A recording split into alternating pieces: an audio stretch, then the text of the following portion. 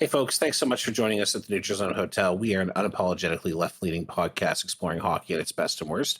My name is Benjamin. My pronouns are he, him. I'm a Montreal Canadiens and Ottawa.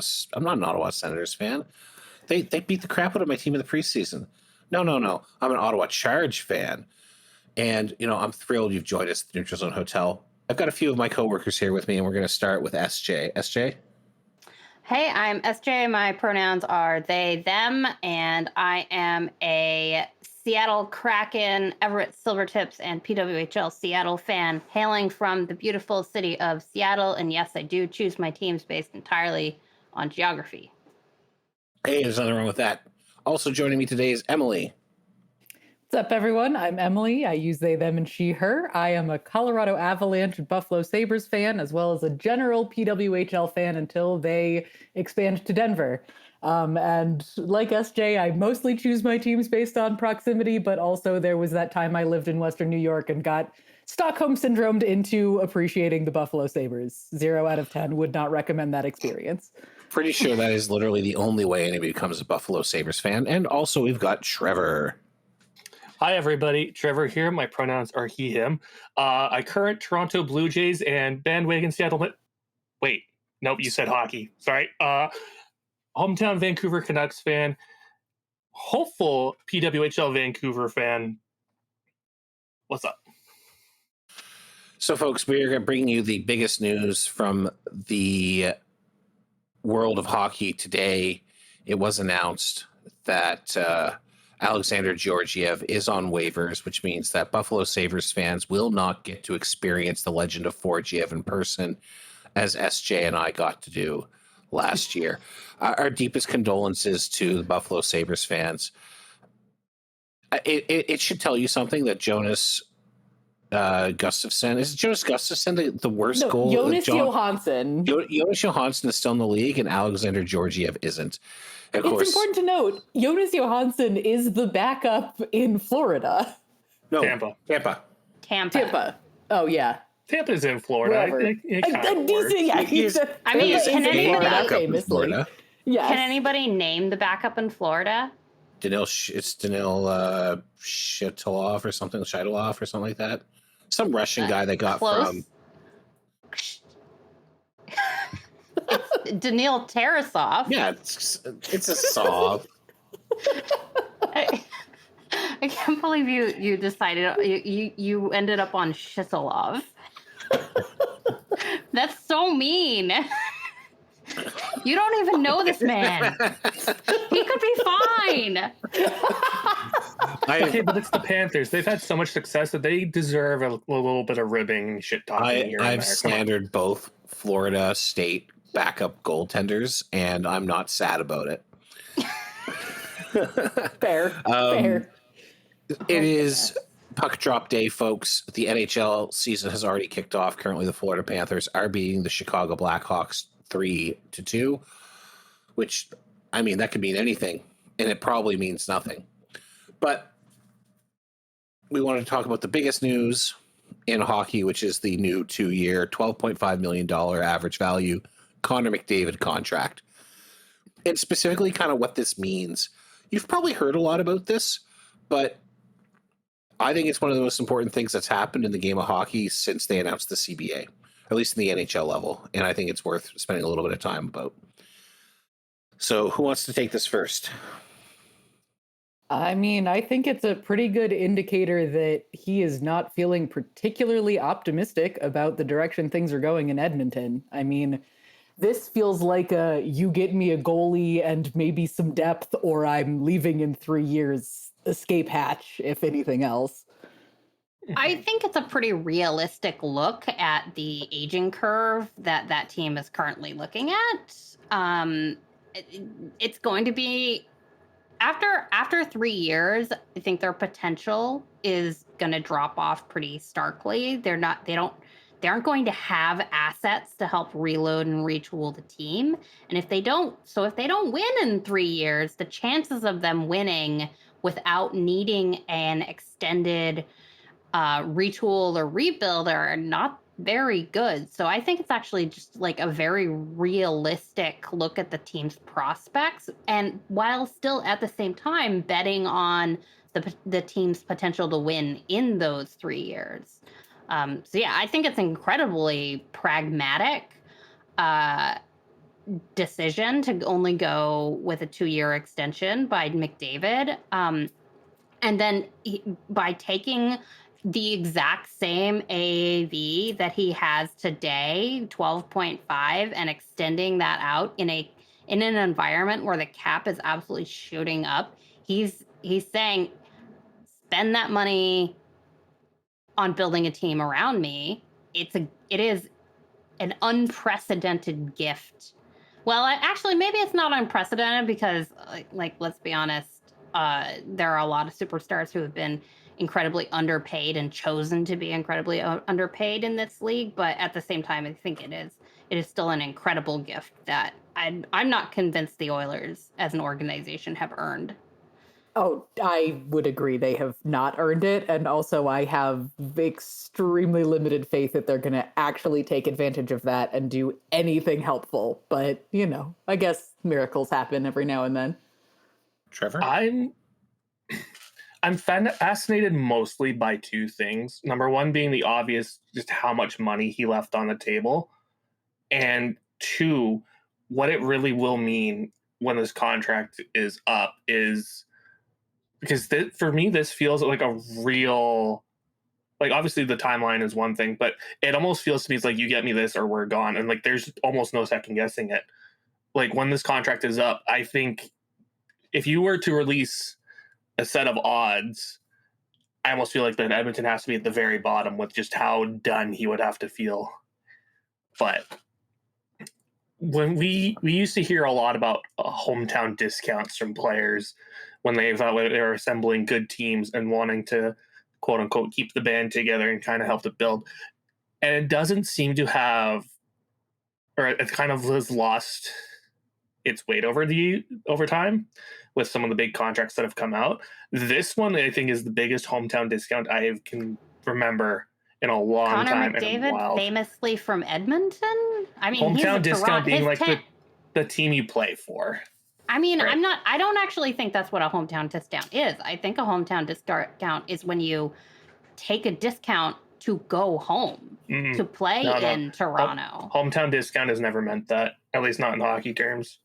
Okay, I feel like I've heard it used that way. Yeah, I think I've heard it used both. It's both, I want to stay with this team, I'm taking a discount, and, John Tavares going to the Leafs, except but he didn't take a discount. Less money. Yeah, no, but you could argue that he did on that $11 million contract, but he certainly did take a huge discount on his new contract. Yeah, with a team he had already played for.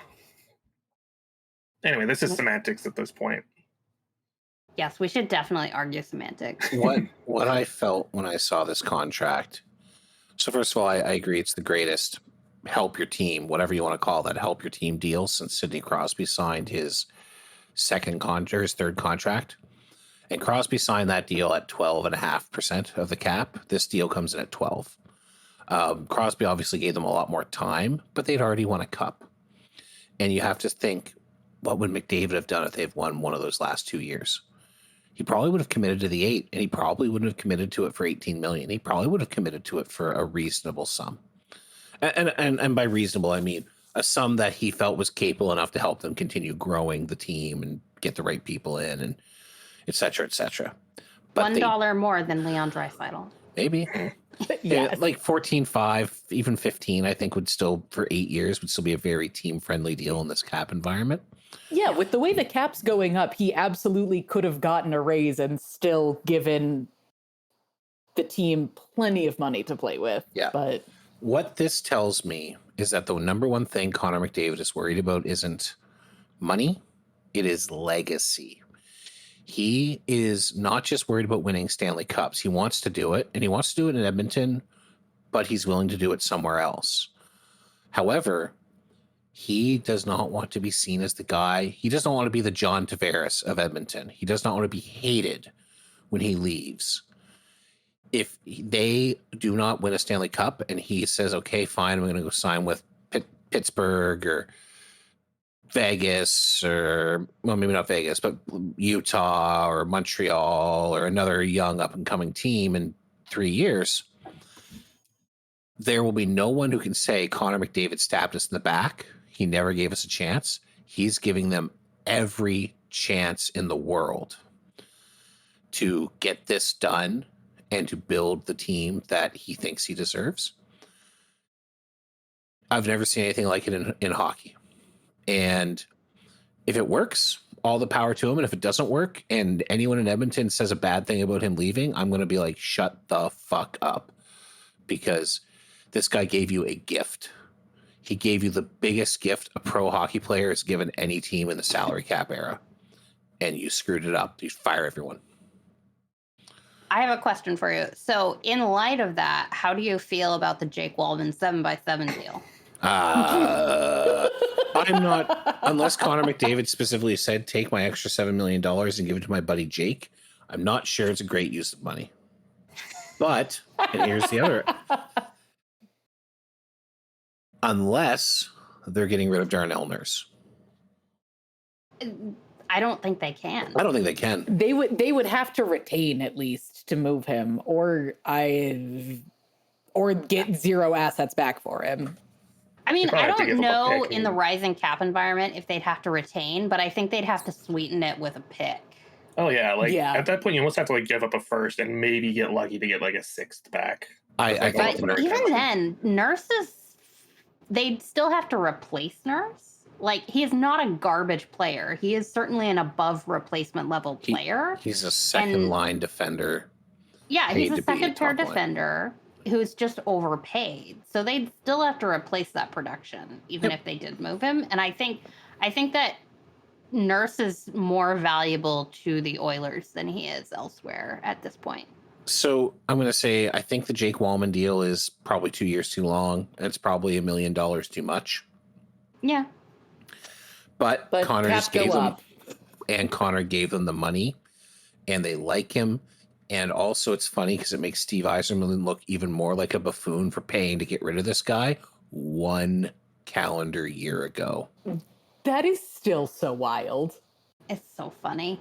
It's funny. It's very funny. I will say quickly one more thing on it. This is just a real aside thing. I do actually like Jake Wallman a lot just because he's got some personality on the ice. And all I can think about is he signs his name on that contract, leaves, and just gritties his way out of down the hallway. There you go. Any other thoughts on number 97? Didn't even throw a 97 in there. Didn't even make it No, come on. You got to lean into the numerology of it all. Aren't you aware? Sidney Crosby is just sitting there. He's like, that's not how you do it, kid. Yeah, I don't think Connor, he gives a shit. I don't think that's the best way. If you had taken the 97, you probably would have won the Stanley Cup at least twice. That's how it works in Pittsburgh. I have a question. Is this year, if they win the conference final, are they touching the trophy or no? Did they touch last year? Yes. No. They did one year and they didn't the other year. And I don't remember which was It's which. almost like it's irrelevant. It's like it doesn't matter. Whoa. And on that Somewhere, bombshell, several hockey players just felt a shiver run down their spine with this level of blasphemy. and on that bombshell, we're going to pitch to a quick break, folks. So just before we go, please check us out. We're on Bluesky, Neutral Zone Hotel, YouTube at Neutral Zone Hotel as well. Our Discord's at our webpage, neutralzonehotel.com/Discord. Give us a thumbs up, 5 stars on whatever you're listening to us on if you're having a good time. Send us email, feedback at neutralzonehotel.com. Folks, we will be right back.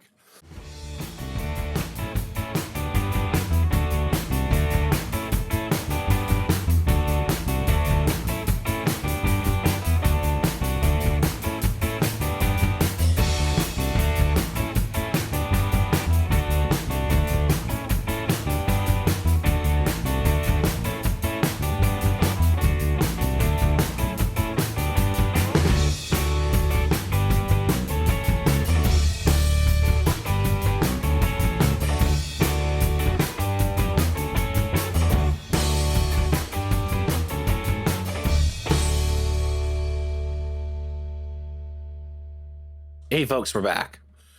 So there's been a little bit of motion on the PWHL side, so we are going to start by talking not about the PWHL, but about the IIHF, who have now officially moved the Women's Worlds to November.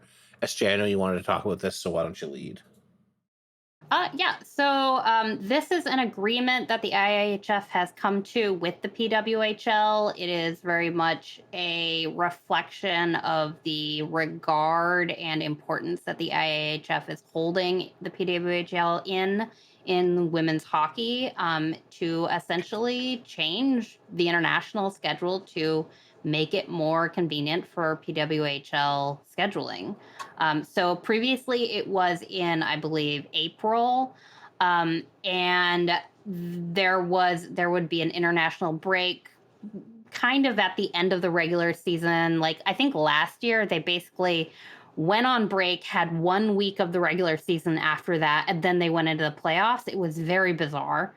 But now Women's Worlds will commence and complete before the PWHL season starts. It's kind of a warm up to the PWHL season. They're also adding a European women's hockey tournament, a brand new hockey tournament for the European women to the schedule, in addition to moving Women's Worlds, which is I thought it was kind of interesting, but that one I believe will still happen in April. Which is odd. One thing to note about this move to November is that Euro women's teams will have already started. So this is kind of a kick in the face to the Euro teams. Well, maybe just a little sand in the face. It's also really inconvenient for the NCAA players who play at the international level, and there are quite a few of them. So they're going to be in the thick of their college hockey season during this tournament, and they're going to have to make the decision whether to come or not. So that could be tough for them. But it's great for the PWHL players to do it this way. So it's going to be interesting to see how they work training camps and stuff around this. Yeah. Do we think the NCAA will do anything to make it easier for players to go to Worlds, or does the NCAA not give a fuck about IIHF? So typically what the NCAA players do is they just leave their teams and they go compete internationally, and they'll miss games. Yeah. So that's the normal thing that happens. But if it's right at the beginning of the season, I am not sure how they're going to feel about that. It's probably going to be very much up to each individual NCAA program. I think this is the right time to introduce, maybe not this year, obviously, but maybe next year or the year after is time to introduce a women's U20 or U21 tournament. I was a little bit surprised that when they added this Euro women's tournament, but they didn't add a U20 tournament for women. So right now the women have the U18 tournament, and then they have senior. I wonder if they don't think they have the talent pool outside of the US and Canada to justify that. I don't know if that's true, but the international talent pool at the NCAA has never been bigger. So if you look at most of the international women under the age of 30 who've made the PWHL, they are educated in the United States and went into the NCAA. So to me, a U21 or maybe even a U22 makes sense, because you're basically just saying, we're going to grab the best college students and fire them into a tournament together. And then we do the best post-college students tournament being the Women's World. And that's not to say there won't be crossover. Obviously, like Chloe Primerano made Team Canada last year when she was still eligible for the U18. She'll make Team Canada no matter what. But for the vast majority of women at that age level, they go from being on the U18 team and then you have to make the national main team. That's nonsense. It's really tough. A lot of players really struggle to make that jump. And then they could work that tournament around the NCAA season to make the NCAA happier. Yeah. So I think that's probably where they go next. I do think that tournament probably will, like the other tournaments, be dominated by Canada and the United States. But that we're still 10 years away from that changing at the younger level. I don't think we're 10 years away from that changing at the primary national level. I think we're very close to seeing an upset. Canada losing to a country like Canada or USA losing to a country like Czechia or Finland. That would be so exciting if it happened. That would be so cool. I would be so excited. Finland came really close to knocking off USA last year. Like it was like a 2-goal difference for most of the game. That's nothing compared to, like, they were stomping them 10-1 routinely 3 years ago. The top level players getting to the PWHL is making a huge difference in their competitiveness. For me, having Worlds in November, there's one side of it that I think is really good, and then one side of it that I'm very worried about. What's really good is obviously this is being a great warm up for PWHL players, because I don't think they really have a preseason. So it's a great way to get a lot of good players some game action before the season. But what I'm then worried about is if it's high level play, because Women's Worlds means a lot.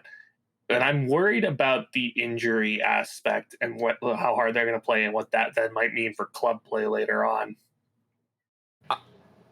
I ultimately think it's better to get injured at the start of the season than a week before the playoffs. True. Yeah, I think that I agree. It was just as much a problem with it in April as in November.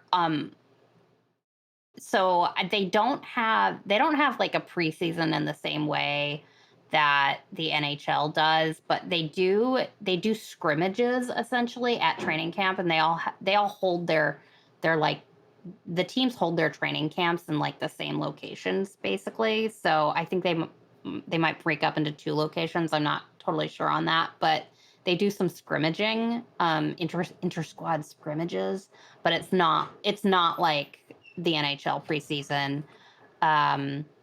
Although you could argue that the NHL preseason isn't like the NHL preseason either. It seems to mostly just be fights. I'm not sure of the value there either. So I think this is like a huge improvement. And I'm excited to see if maybe this is also the final nail in the coffin of the rivalry series. I really hope it is. I feel like that is kind of played out at this point. It was a cool idea at first, but I think it's time to move on. It made a lot of sense when it came out, and the purpose of it has been superseded by the existence of the PWHL. But I think there's one other thing I want to touch on when it comes to Women's Worlds. This is a tournament that's still needed financially. National team bursaries are still a major source of income for the women who make those teams. And unless you are a top-level PWHL player, your salary is not sufficient to the point where you are going to make enough money. So if you are on Team Czechia, you probably want those Team Czechia bonuses, right? Yeah. If you're on Team Finland, you probably want the bonuses. The Canada-US ones are obviously going to be the best. But even then, some of the Canada-US players are not, there's still not enough slots for them all to be big money PWHL players. Okay. So we still need, like, the Women's Worlds are going to be more of a destination for the women for a long time, whereas the Men's Worlds, the NHL only goes to it by compromise. That's, you got kicked out of the playoffs and you're not injured and you're bored enough to want to go to Prague or wherever. It's NHL participation in the playoffs is actually part of the bribe the NHL and NHLPA offered the IIHF to sanction the Canada Cup back in the 70s. And that's why it is in the playoffs, because they didn't actually want the best players to go, because they want a chance to showcase Euro players. And then we went over and we went, hey, all the best Euro players, come to North America. So now it's kind of like that. But yeah, like, it's not the same. And let's just be frank, they need the money, and they need more exposure at the national level to grow the game. It's a much Yeah. different situation. Anything else? Trevor, you wanted to talk about the schedule release videos. Yeah. So we got the schedule for the PWHL announced at the start of the month, October 1st, and each team did a small little video to kind of go with it, which was, in most cases, very fun. Emily, you as well watched them. Yes. SJ, I think SJ caught up on them too. Yes. Yes, right before we started recording, I watched them So all. they're fresh in your mind. Perfect. They are so fresh. Benjamin, They are. you have just seen Ottawa's, which is Yes, understandable. I have not had the time to watch them all. I'm sorry. All right. So what then if the three of us, then we can rank them and try and sell you on watching them? Go for Yes. Okay. All right. Do we Starting want to top or bottom of the ranking? I think we go bottom up. Okay. So number 8. This is going to hurt me to say it's Vancouver. It's absolutely Vancouver. I think that they should lose about 1 billion points just for doing like the portrait orientation. Yeah, Like, it's meant for what? Instagram. It's meant for YouTube Short. It's like short form content, and it's just their home dates. It's not their full schedule either. Benjamin, you can skip it. It's just a hike through the grouse grind. No one needs to see that. Not worth it. I mean, It was just. I thought the forest was pretty. The forest was pretty. Was the woman running through the woods someone we should have known, or was that just like somebody on the social media team jogging through the woods? I have no idea.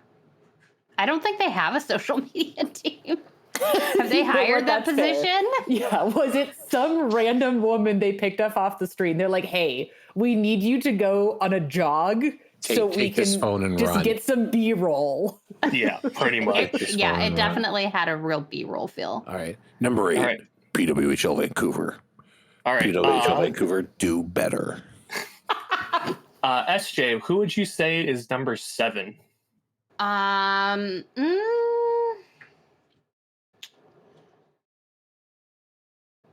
gonna go with Toronto, and I didn't hate the concept. I thought they got a couple of players. I thought their line readings were fine, but they were like literally just filming them playing pool, and it was not super compelling.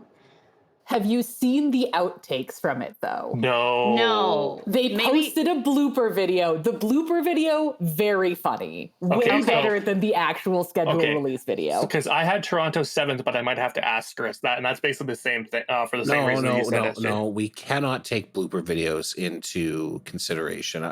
They might be amazing, but they are their own thing. Yeah. If they had wanted it to be funny, they should have made it funny. Yeah. And I do appreciate that they got recognizable players because it's Blair Turnbull and Renata Fast, but it's basically just, again, hitting pool balls that resemble the opposing teams by their colors and making slight comments on them. Not even the greatest jokes. Emily, would you agree on 7th? I would agree. There was a concept there. The execution was not. In at number 7, the Scepters. They hit a scratch ball. So from the chat in the Discord, 7 and 8 seem pretty obvious. 1 to 6 is, I think, where it gets real up in the air and confusing. Emily, who would you say is number 6? I know that people are not going to like this. I think it was Boston. Okay, yes, I got them there too. I think it was Boston. So Boston did puppies, and I love puppies, but there was no tie-in to Boston. There was no tie-in to the fleet. I think the tie-in to Boston was they were all adoptable puppies from a Boston shelter. So, that's good. But it felt like it could have been a release video for literally anything. It didn't feel tied to the team or hockey or whatever. It was like, the puppies were cute. I enjoyed looking at the puppies. It wasn't a bad video. I just don't think it had... Yeah. I don't think it was as good as some of the others. I loved the dogs, and I do not agree with you. Because dogs. You know what? What would you put at number 6, SJ? I would put the Montreal video. Really? Oh, okay, we're going to get to that later, because I know Emily's got opinions on that. I've got them a bit higher up. Yeah, Boston was my 6. All right, my number 5 was the New York Sirens.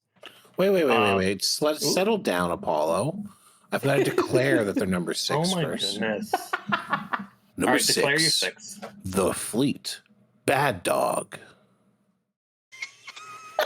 Oh brother. Okay. Now continue. All right, so my number 5 was the New York Sirens, where they just got some little girls come in wearing Sirens gear and drawing the opposing team's logos as best they could, and then that would be the games. The commentary from the girls was very fun, very cute. Yeah, I thought it was decent. I thought it was fine. The girls did a remarkably good job at drawing some very complicated logos, so I definitely give them kudos for that. And they were all very cute, and they were very natural, and they said funny things. So I quite enjoyed the video. Where would you rank it, SJ? Sorry, what is your number 5, SJ? I think I would have gone with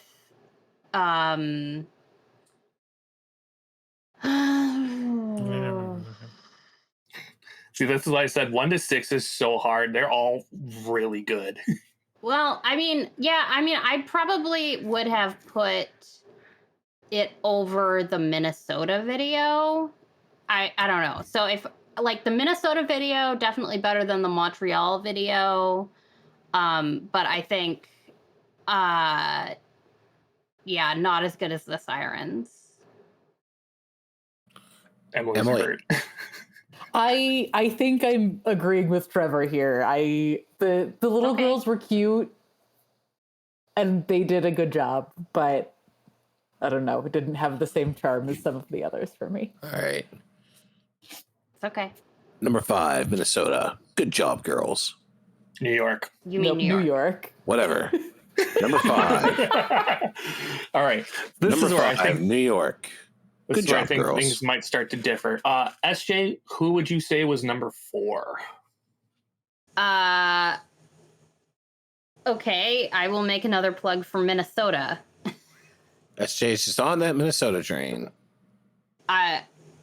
Or Montreal. Actually, you know what? Let's go with the dang poutine video. Okay, that was my number 4. So you know what?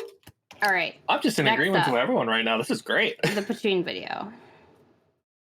So, Okay. for context, Benjamin, the Victoire did a menu of poutine for each and every team that was geographically unique. Now, I should warn you, these are bad poutines. These aren't Yeah, good. they are not good. They are not ones you they would all want look to eat. horrifying. I do think it's notable that Montreal, Seattle, and Ottawa all did food-based videos. People like food. What do you want? I mean, I also like food. Yeah. Like, I want to, forgive me if I'm wrong. It's been a while since I did it, but for the Ottawa one, didn't they, like, load it up with ketchup and mustard and, like, batteries? Yeah, and batteries. The yes, batteries for the were charge. funny. Yeah. Highly recommend watching it. It's All great. right. So, what do you think, Emily? Number 4.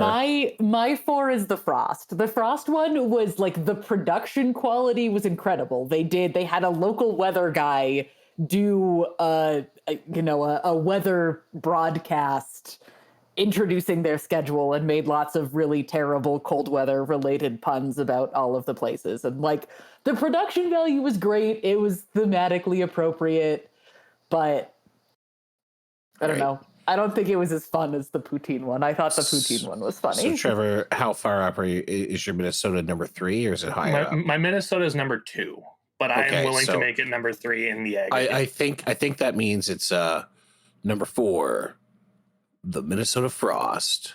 Wait, I Oh. thought we were on. I thought number 4 See, no, was no, this is Montreal. Benjamin's. 4 was This is a cluster. those two agreed that it was Montreal was 4. Tied for number 3 then is Fine. going to be See. those ones or something. Anyway, the point is, See, and here I was just thinking go to you your were next ones. I think this is me thinking you were just sipping some Minnesota haterade, and you wouldn't be wrong to do so because they drop a really sick burn on the Yeah, charge. but SJ put Montreal up at 6. So you guys putting Montreal at midpoint, but Anyway, yeah, so it should be Montreal, then the Frost. So Montreal Okay. at 4, Frost at 3. So can we get the rest of the threes, please? Okay. My third was Ottawa's. Same. So then that's pretty easy. All the Beaver Tails in at number 2. Yeah, I don't know. Number 2. So who's number 2 for everyone? Minnesota. Oh Yeah. wow. I would not. I actually would have put. I thought I thought the Beaver Tails was better than Seattle, but I wouldn't put Seattle first. I would. guess. That's what I did. I put Seattle first, and I would have put Okay. Montreal second and Ottawa third. I mean, I also have a confession. I don't think I have ever had a Seattle dog. You have a So- Seattle dog. His name's Leaf. He comes on the show sometimes. But yeah, so for context, similar to how Montreal made a whole lot of poutine, Seattle made a whole lot of hot dogs for everyone. And I just got to say, they started off great. When they started off by showing the Minnesota Frost hot dog, and it's just a wiener frozen in a giant thing, like cube of ice. That was Chef's pretty kiss, good. 10 out of 10. It was very excellent funny. concept. Yeah. Also, since I don't think we talked about the Ottawa one was a beaver tail for each Yes. Yes. And team. I watched that video, and this is why I put it first. I watched that video, and then I went, I'm really disappointed I can't eat a beaver tail right now. Did you not have a beaver want- when you went up We to didn't. No, Ottawa? we don't have beaver tails. No, we in didn't. We Seattle. didn't go We for went to Beaver Ottawa. Tail when you visited. Oh, yeah. I did not know they existed. Yeah, that's Benjamin. so. We In did full eat donairs. In full transparency, I don't know when we had the time to go get a beaver tail would be, but That's true. SJ, We you're were just gonna very have to come busy. back. You're just gonna have to come back. Yeah. Do So- they make do they even do beaver tails in the winter? Yeah, Like, oh, is that yeah, a yeah. winter Oh, yeah. thing? Absolutely. I Okay. got beaver tails with them when I was Yeah. out there. They put the beaver tail truck that you saw. That goes everywhere, like goes to all the winter festivals and stuff. And they open up a special store on the canal so you can skate up to it and get your beaver tail. And then there's a Okay. I want to 365 do shop. that. There's a 365 shop down in the market. Yeah, that's when I we went really here. did want to Yeah. go walk along the canal when it was frozen, but we never got around to it. So It I was guess- also very cold. Yeah. It But was. It was not that cold at the start of the week. No, then we had the fog day. Then we had fog day. The Fog fog, day was yeah. scary. I want to say I got the original beaver tail, and yeah, A+, 10 out of 10. Would recommend. It's But, literally also- just like pastry and butter and cinnamon. There's nothing bad happening there. Cinnamon, sugar, and butter on a pastry is one of the foods of the gods. Agreed. I will also commend Gwyneth Phillips for her performance in that advertisement. She did great. Oh, yeah. They do absolutely get points for having actual players in the videos. Mm-hmm. And also a great joke calling Toronto boring as hell. Love that. They're correct. So to close it off, so that's Ottawa number 2, and then all the way up number 1, the Seattle PWHL Dogs experience, which is not the same The as Boston, the Boston Dogs experience. Completely But yeah. different type of dog. The That's right. TLDR, take 15 minutes of your time, just enjoy all the videos. Doesn't take long, and it's fun. It's nice to see them have some personality and fun with it. That's right. I think we're going to push Takeover Games conversation to another week, and let's see what else comes out of it. Mhm. Because we're already moved along. SJ is now the new John and will be keeping us on task and yelling at us as we go along. Because I want to play a rousing round of who he coached for. So in who he coached for, Can't wait. very similar to who he played for. I'm just going to go around and I'm going to ask everyone. I'm going to maybe start with Trevor, and then we'll do Emily and SJ. I want to say who he coached for. You tell me who he coached for now. The theme is previous head coaches. So I've looked up coaches who have changed before the previous one. If there was an interim, I might have grabbed both because that's kind of fun. And also I wanted a level of difficulty. But we're going to start with a very easy round of who he coached for. So we are going to start with Trevor. Last year's coach of the Vancouver Canucks was Rick Tocchet. Can you tell me who he coached for? He coached for the Philadelphia Flyers. absolutely correct. Well done, Trevor. SJ. And Trevor Zegras is calling him Taco because that's just the world we live in. Does this mean I get to call him Taco now? Is this a If Trevor you thing? want. Is this privilege? It could be a Trevor thing. Trevor privilege. I don't think he's going to come after you for it. All right. SJ, the previous coach of the New York Islanders was Lane Lambert. Who he coached for? I think everybody is going to be shocked to learn that Lane Lambert is now coaching in Seattle. He is the head coach of the Seattle Kraken. That is correct. All right. Emily, the previous coach of the Colorado Avalanche, going way back in time, is Patrick Waugh. Who he coached for? He is still with the Islanders unless something has changed in the last few hours. So obviously that was the easy round where everyone got someone they should be familiar with.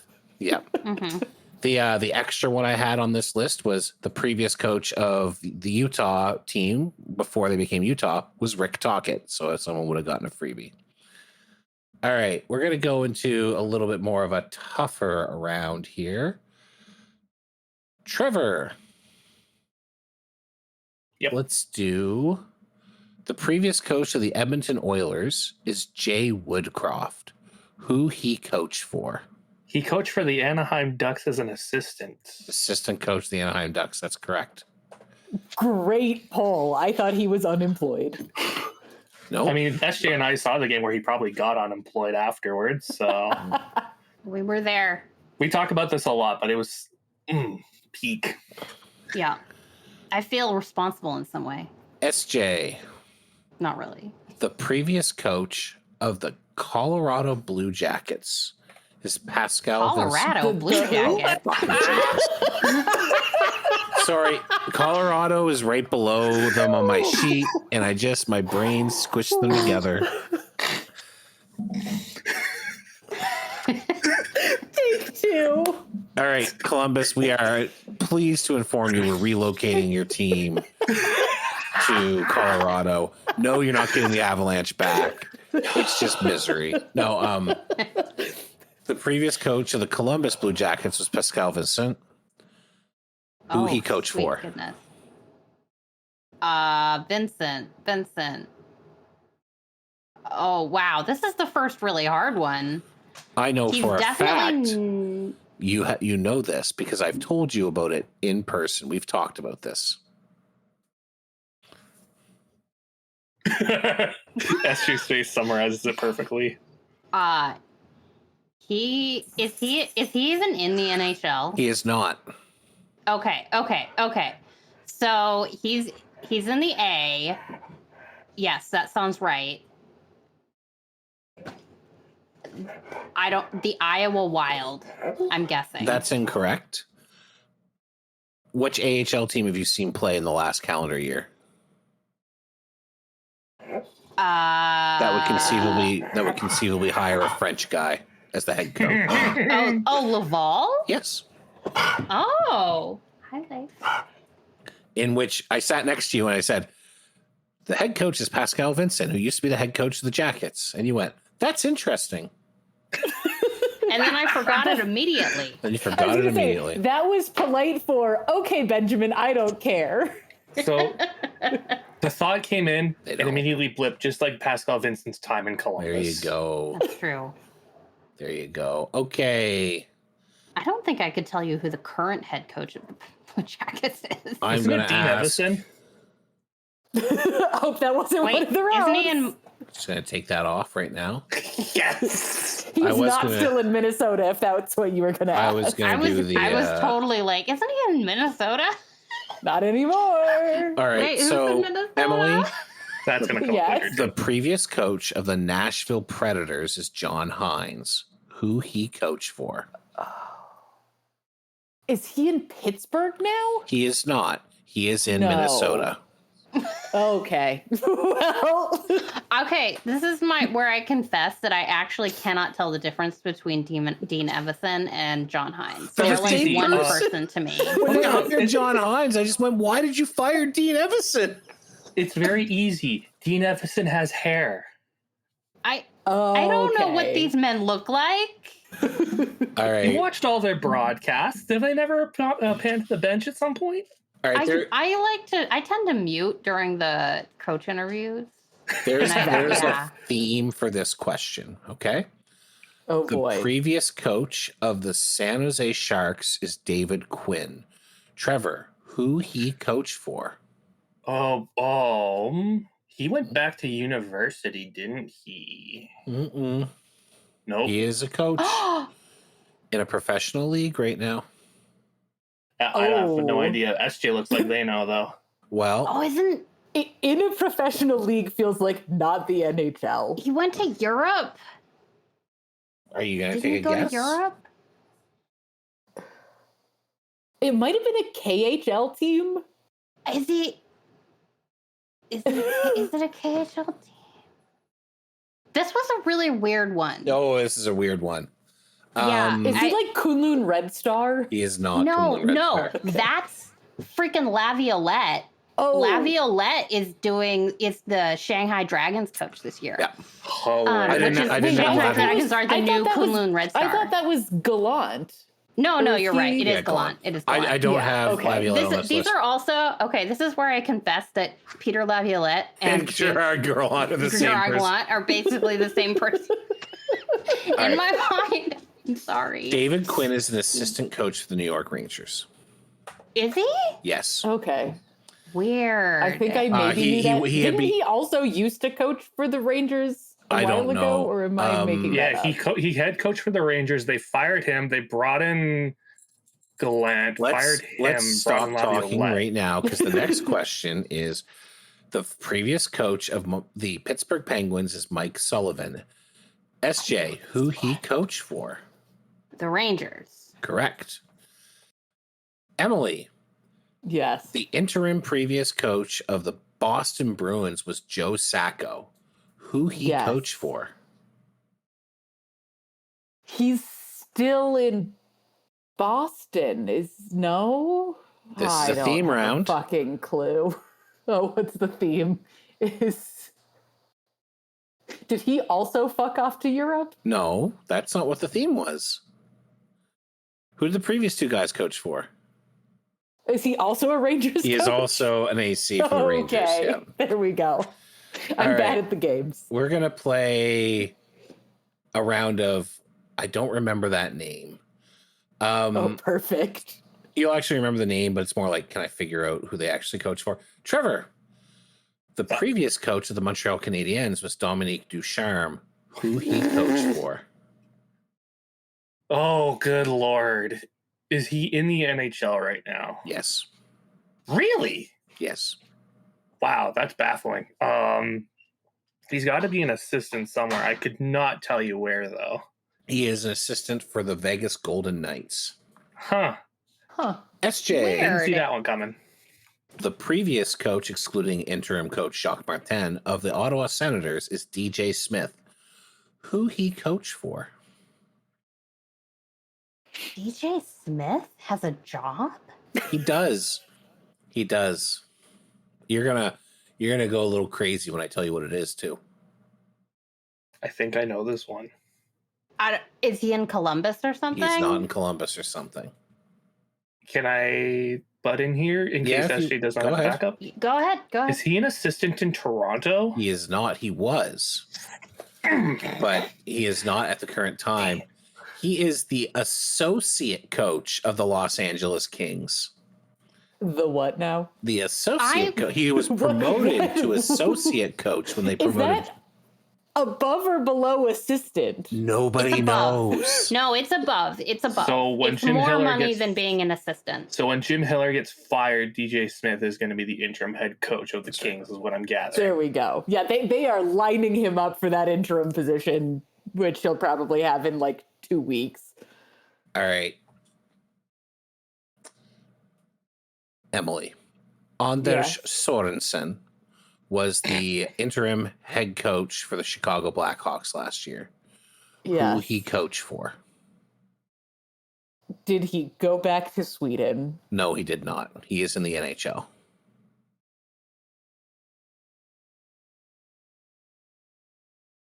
I don't have a clue. He is an assistant coach with the Chicago Blackhawks.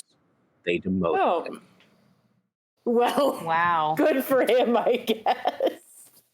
I feel a little bad for him. Yeah, I feel like I maybe wouldn't have taken that job. I learned who the actual head coach of the Chicago Blackhawks is when I turned on the game today. I don't even know who it is. I didn't even put them in this game. Who is it? Blashill. Oh. What? Oh, no. Yeah. That's right. I knew that. Oh, Oh, he no. goes from one I futile forgot franchise that. to another. Oh my goodness, that man. Do you know, Jeff? It was a baffling decision.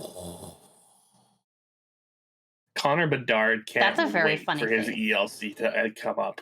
All right. Right. I've got 2 more rounds of this, then we can call her a day. Okay.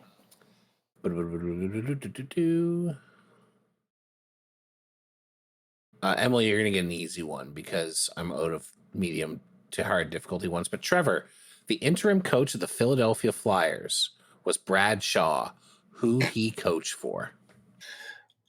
He shows up occasionally in minor league or in indie wrestling promotions. No, that's a joke for Benjamin. I got no idea where Brad Shaw is. He's an assistant for the Devils. Huh. SJ, Derek Lalonde Hello. was the coach of the Detroit Red Wings, who he coached for now. I guess he would have a job. Did he? He didn't go back to Tampa. He did not go back to Tampa. I mean, Toronto? he is in Toronto. Wow. Yeah. Nicely done. Well done. All right. Round of applause. Emily, Boston This is fired going their to be head really coach embarrassing Jim when I get it Montgomery wrong. last year, who Oh, he I coached know. for. He's in St. Louis now. That's right. And now we're going to the ridiculous round. Let's go. Trevor, the previous coach of the Tampa Bay Lightning is Guy Boucher, who he coached for. He's So we're over going- in the he's over in the KHL right now, isn't he? Is he? I don't know. Pretty sure. Is he I like don't for have the answers in Ska front. St. Petersburg or something? He is not. He's for Avangard Omsk. Dang it! Jeez, Trevor, how did you get that one wrong? The worst SJ, part too is that's a name that actually popped into my head. SJ, your favorite coach, John Tortorella, was previously the coach of the Philadelphia Flyers, who he coached for. John Tortorella has a job this year? He does have a job. He this has year. a job. Did he take an assistant spot for the Rangers? He did not. He did not. No, he just He's got an heavily ESPN rumored. panelist job. He is an didn't ESPN he? panelist right now, but according to Elite Prospects, his current coaching job is assistant coach for Team USA Olympics. He's Oh, Oh, yeah, well, I knew that. He, Well, you he didn't say it. and I thought you meant a club team. I didn't say that. Well, It's who's he coaching for. failed to communicate. yeah, You failed he to and Sullivan extrapolate. are coaching together. I think. Yeah. Yeah. So when Yeah. it was announced that it was going to be Sullivan and Torts, people kind of went, "Well, what if Torts go to Rangers?" But it never happened. He's not on the bench. Yeah. Okay. One more, I mean, Sullivan and Torts are like the freaking Bobsey twins. They and just love I'm each going other. to tell you this right now. What a poll. Someone Oh, boy. already guessed this team previously for an incorrect Okay. answer.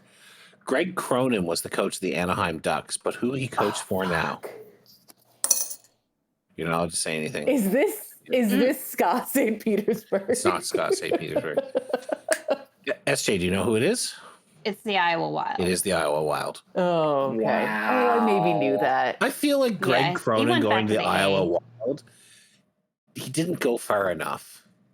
What a miserable coach. You know, he the was funny fairly thing is- successful as an AHL coach for a He long was time. so good with the Eagles. He was so good with the Eagles, and then he tried to make Trevor Zegras back check and ruined his career.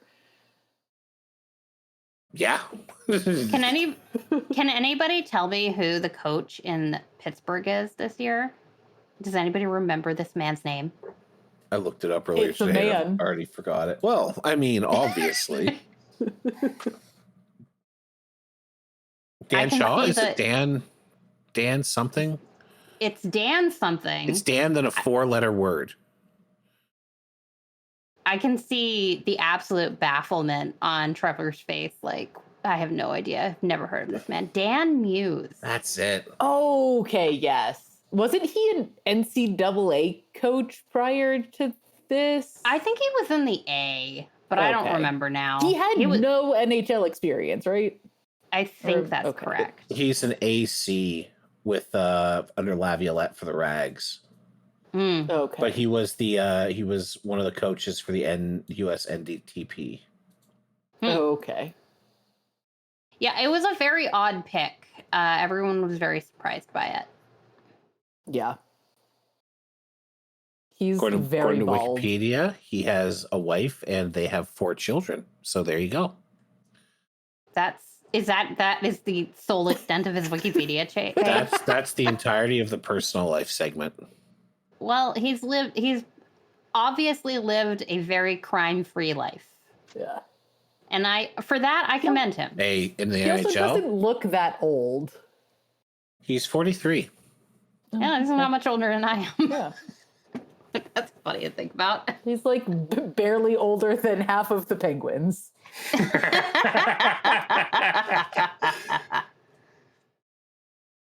Well, folks, I hope you learned a little bit about who's coaching where now, and a little confuddled that some of these coaches still have jobs. But that's just the way in the NHL. And I think we're going to leave you there, folks. Thanks so much for checking in. This has been the Neutral Zone Hotel, which is written, hosted, and produced by the Neutral Zone Hotel crew. Edited by SJ this week, so I'm sorry if this went long. We're at neutralzonehotel.com, neutralzonehotel.com/Discord. Join our Discord. We're at Neutral Zone Hotel on Bluesky and YouTube. Email us feedback at neutralzonehotel.com. Give us a thumbs up, 5-star, smash the like button, tell your friends, all those good stuff. Folks, we want to thank you for checking in. You have a great day. Talk to you soon.